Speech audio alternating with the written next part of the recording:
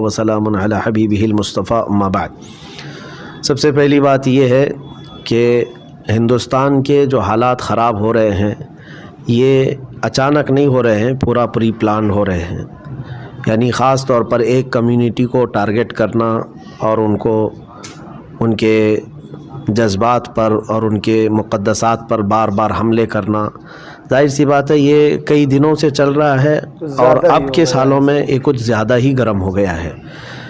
शुरू में ऐसा होता था कि मंदिर मस्जिद के टॉपिक्स चलते रहते थे, बहुत सालों से ये बातें होती थी, लेकिन अब तो ऐसा हो गया कि मुसलमान जिन जिन चीज़ों पर अपने इस आज़ाद मुल्क में अमल करना चाहते हैं उन चीज़ों को टारगेट किया जाता है। मुझे बताइए, आज अगर ये इंडिया आज़ाद मुल्क है, भारत हमारा, सबको साथ में रहने का और अपने अपने धर्म का पालन करने का यहाँ पर मौका मिलता है और इजाज़त आम है, तो फिर ये ख़ास तौर पर मुसलमानों के ख़ास जो रिलीजियस मामलात है उसको क्यों टारगेट किया जाता है? हम कभी जा कर के आज तक बाहर अपना ये प्रोटेस्ट नहीं किए, एहतजाज नहीं किए कि क्रिश्चियन लोग क्या खाते हैं, यहूदी लोग क्या खाते हैं, सिख लोग क्या खाते हैं, हिंदू लोग क्या खाते हैं, लेकिन हम क्या क्या खाते हैं ये इनको बड़ी फ़िक्र है। कुछ ऐसे हैं, मैं देश के पूरे हिंदुओं की बात नहीं करता, बहुत सारे आज भी हैं जो समझदार हैं, बल्कि वो खुद ही डिफेंस में खड़े भी हैं, लेकिन एक ख़ास तबका ऐसा है जिसको कट्टरवाद बनाया गया है। पता नहीं उनको कौन सा भंग पिला करके सड़कों पे उतारा जाता है। वो ख़ास तौर पर हलाल गोश्त, इनको क्या पड़ी है, हम हलाल गोश्त किस तरह से खा रहे हैं, बरसों से खा रहे हैं, आज की बात नहीं है। देश आज़ाद हुआ उससे पहले भी जो मुसलमान खाते थे उसी अंदाज से आज भी खा रहे हैं। ये मामला हुआ, औरतें हिजाब पहने तो तकलीफ़ होने लग गई है। भाई जब पहनने की आज़ादी है, आप कुछ भी पहन करके बाहर आओ, हम किसी को सवाल नहीं करते, पूछते नहीं हैं। यहाँ तो नंगे भी घूम रहे हैं, लेकिन अगर हमारी औरतें, हमारी बच्चियाँ हिजाब पहनती हैं तो उस पर इनको आपत्ति क्यों है, तकलीफ़ क्यों है? इसका मतलब ये है कि इतने कठोर दिल हो गए हैं, इतने तंग दिल हो गए हैं कि ये बर्दाश्त किसी चीज़ को करने का इनके अंदर मादा है नहीं।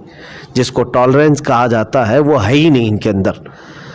एक होता है चीज़ों को बर्दाश्त करना, तहम्मुल।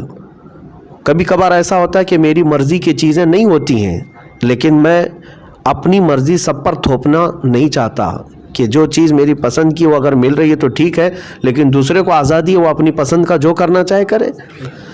उसके अलावा अब जो आपने सवाल किया है अज़ानों के मसले को लेकर, देखिए अज़ानों के मसले को लेकर के अगर खालिस ये जो नॉइज़ पॉल्यूशन की बात की जा रही है तो मैं कहता हूँ ठीक है, उस हद तक जो बचता है सबको बंद करना होगा। ठीक है, हम भी उसके हित में हैं, हम उसकी हिमायत करेंगे कि बहुत ज़्यादा बड़े शोर से आवाज़ करने की ज़रूरत नहीं है, ठीक है, लेकिन मसला यहाँ पर नॉइज़ पॉल्यूशन का नहीं है, बाज़ाब्ता एक कम्युनिटी को टारगेट करना और अज़ान ही इनको खलने लगी है। और उसमें फिर अज़ान के अल्फाज, उसमें क्या बोला जा रहा है, क्या नहीं बोला जा रहा है, ये इस डिबेट में क्यों आ गया? ये जितने आतंकी मीडिया हैं, गोदी मोदी मीडिया, सब यही तो डिबेट करवा रहे हैं कि अज़ान के ये अल्फाज, अज़ान के वो अल्फाज। भाई तुम नॉइज़ पॉल्यूशन से आकर के कहाँ अटक गए हो? और रही बात, अब इसी से समझ में आ रहा है कि इनको मसला लाउड स्पीकर का नहीं है कि इसके ख़िलाफ़ अगर कोई ये कहता है कि अगर तुम लोग अज़ान लाउड स्पीकर पर बजाओगे तो हम मस्जिदों के बाहर हनुमान चालीसा करेंगे। और ये जितने कागज़ी शेर हैं, ये कपड़े के शेर हैं जो इस तरह के भोंकते हैं, और इनका मौसम में शेर बनने का शौक़ होता है और बदलते भी रहते हैं। अब मैं आपको बताऊं, जिन लोगों ने भी कहा और जिसको भी इस तरह की तकलीफ़ है अज़ान से, मैं दावत देता हूँ, आ जाओ भाई हमारी मस्जिदों के बाहर, हनुमान चालीसा तुम्हें करना है, आओ करो, 5 वक्त आओ, 5 वक्त हमारी अज़ान होगी, तुम बाहर आकर के जो करना है करते रहो। लेकिन एक बात मैं कहूँगा, इंशाअल्लाह ये जो बजाने वाले हैं चंद दिन तक अज़ान सुनेंगे तो वो भी अल्लाहु अकबर ही कहेंगे इंशाअल्लाह। अज़ान में वो तासीर है कि पागल सही हो जाते हैं, जिन्नात भाग जाते हैं, शैतान भाग जाता है। तो ये भी जो शैतान अभी इनके अंदर हरकत कर रहा है, चंद दिन आने दो, 40 दिन आने दो, हाँ, मैं इस चीज़ को नहीं रोकूंगा, आपको मस्जिद के बाहर आकर के जैसा करना है, लेकिन साथ में अजान भी सुन करके जाओ। 5 वक्त आने दो, देखते हैं कितनी पाबंदी से आएंगे। फजर के टाइम पे, जोहर के टाइम पे, असर के टाइम पे, मगरिब के टाइम पे, इशा के टाइम पे। इस्लाम के मुतालिक ये बात मैं बता दूं, ये शहादत गहे उल्फत में है कदम रखना। लोग आसान समझते हैं मुसलमान होना, हाँ इतना आसान भी नहीं है कि तुम आज जो है लोगों को भड़काने के लिए और राजनीति करने के लिए ये सब मुद्दों को उठा रहे हो।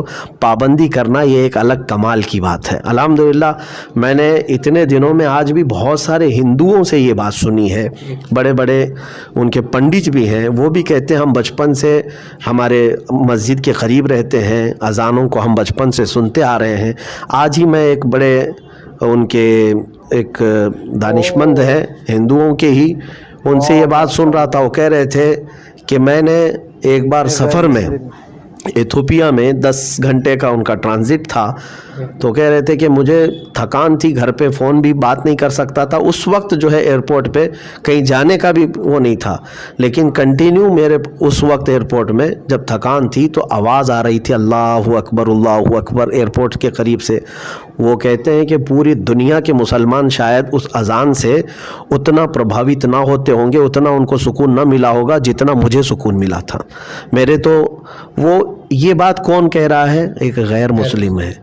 ऐसा नहीं है कि इन लोगों को पसंद नहीं। भाई आपके भजन बजते हैं, हिंदुओं के भजन होते हैं, और उसके अलावा गुरुद्वारे में जो है वो लोग अपने हाँ संगीत गाते हैं। इसके अलावा क्रिश्चियन लोग भी अपने चर्च में जो भी उनका हफ्तावारी होता है, लेकिन किसी ने आज तक एक दूसरे पर इस तरह इस आवाज़ को लेकर के वो नहीं किया। हिंदुस्तान में तो ये सब चीज़ें चली रही थी, लेकिन अब कुल मिलाकर के ये समझ में आया कि ये जितने संघी हैं, इनका दिल जो है चूंटी के दिल से भी छोटा है कि ये किसी को बर्दाश्त नहीं कर पाते।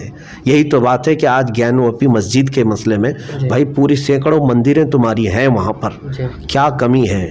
कितनी मंदिरें कितने वहाँ पर हैं, एक मस्जिद तुम बर्दाश्त नहीं कर पा रहे हो। इसी से पता चलता है कठोर। तो दोस्तों आप लोगों को ये वीडियो कैसी लगी कमेंट में अपना राय जरूर दें, और इस वीडियो का ओरिजिनल लिंक आपको इसी वीडियो के डिस्क्रिप्शन में मिल जाएगी, आप वहां जाके ओरिजिनल वीडियो भी देख सकते हैं।